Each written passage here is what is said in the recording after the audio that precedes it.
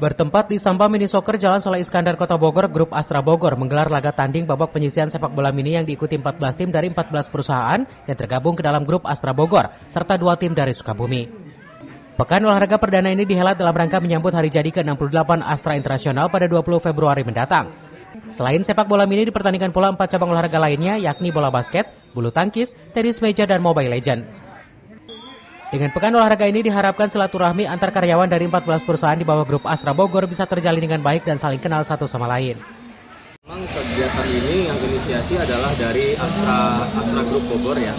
Jadi Astra Group Bogor itu terdiri dari 14 perusahaan Astra. Di dalamnya itu ada perusahaan otomotif seperti Auto 2000, DSO, Isuzu, lalu juga ada financial service seperti ACC, TAF, AB, dan FIF. Nah, total itu di Bogor ada 14 perusahaan. Diketahui 14 perusahaan yang tergabung dalam grup Astra Bogor ini terbagi atas perusahaan otomotif terkemuka seperti Toyota, Daihatsu, Isuzu, dan lain-lain, serta perusahaan pembiayaan ternama diantaranya ACC, FIF, TAF, dan lain-lain. Dari Kota Bogor, Herman Bons melaporkan.